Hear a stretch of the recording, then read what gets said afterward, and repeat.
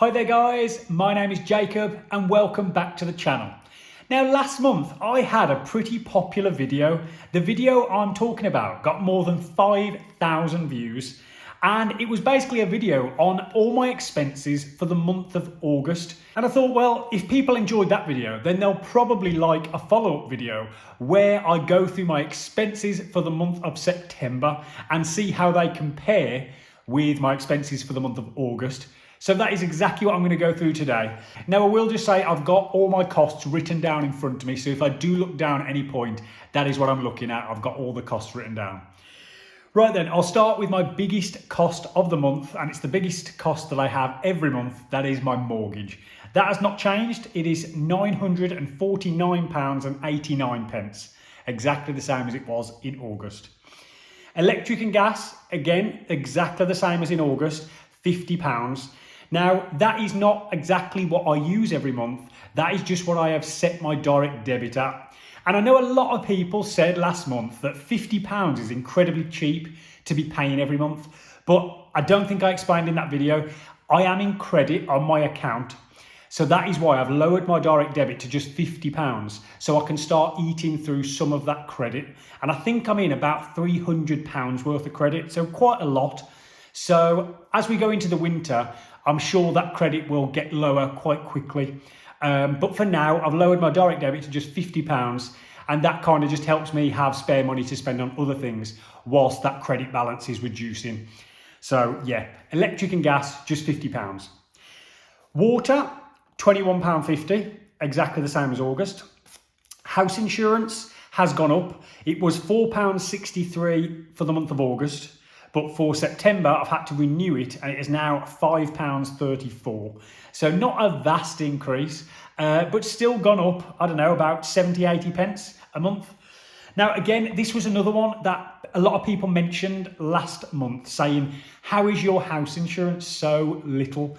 And basically it's because I only have buildings insurance. I don't pay for contents insurance. Now, I know, some people might dispute that and say, well, you should have content insurance or whatever. But I just pay for buildings insurance and I'm quite happy with that. And as I say, because of that, it means I have a very small payment every month for that.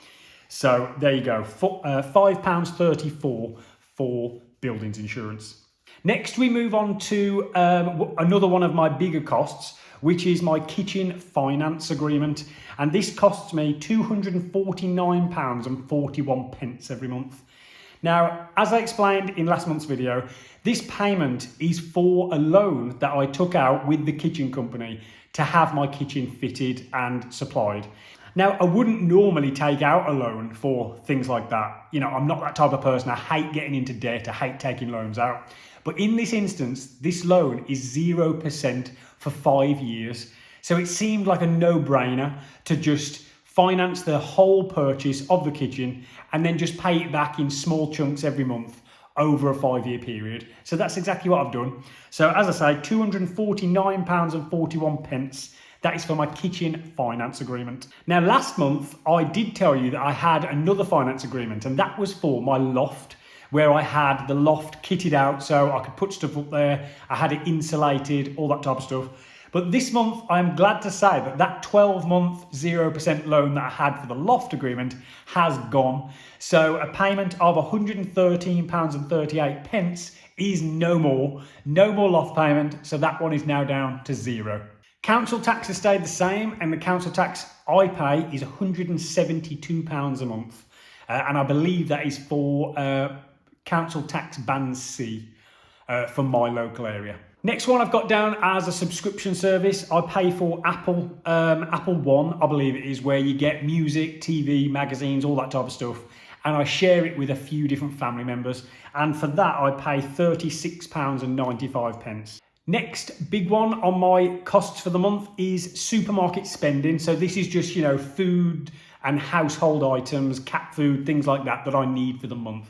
And this one went down quite a bit.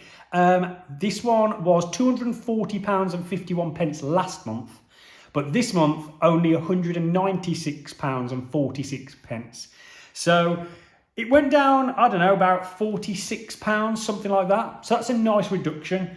But the reason for that is because we went on holiday for a week. So obviously that particular week's food spending, we didn't spend. So that is the reason why that is lower. So it's not exactly that I bought a lot less that month. We just needed less because we weren't here so long. So of course, that's why supermarket spending is down a little bit. Now, another one I'm glad to say has decreased this month is takeaways. Now, last month we spent £98.06 on takeaways. This month, £72.36. Now, still a little higher than I would like it to be, but it's going in the right direction. So we clearly spent a little bit less on takeaways, and hopefully next month we can spend a little bit less again. Unfortunately though, we did go out for a meal this month, and we went to a place called Miller and Carter, which is like a steakhouse. And we went out because it was our anniversary. So we went and celebrated and had a nice meal out. And that cost us £74.11.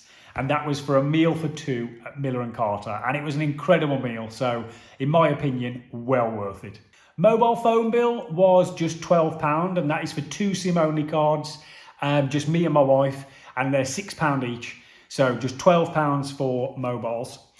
TV and internet cost us £44.27. That is the same as last month as well. That won't change until our contract is up in February, at which point I'll have to look around and see what other deals are around. In September, I had a cost that I didn't have in August, and that was one of our cars, the annual tax was up on it.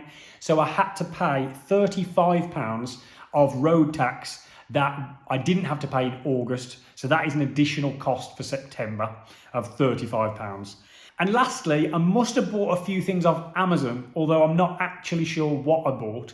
But I had a look on my bank statement and I had a few payments to Amazon. So they totaled £32.47. So, you know, again, I'm not entirely sure what I bought, but it must have been something. But another £32 spent. Right then, that is all of my costs for the month. So last month's total was a grand total of £2,040 for the entire month's spending. So what do you think? Do you think I've come in higher or do you think I've come in lower? Well, I can tell you September's overall spend for the entire month was lower, but actually not by that much.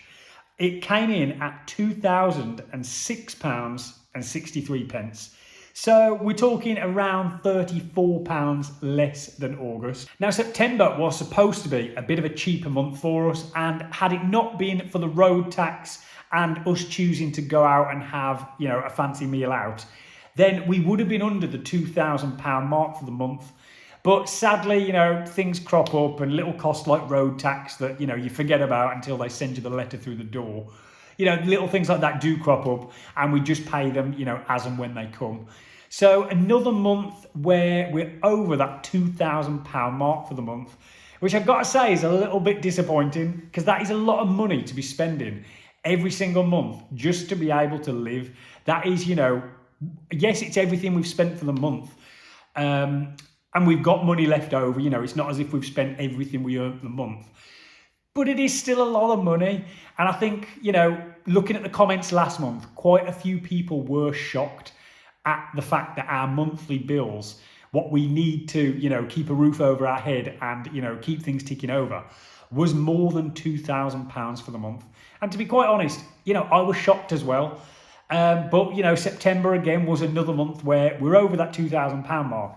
But I hope going forward into October, that will be a month that potentially we drop below that £2,000 mark, because hopefully there won't be any meals out.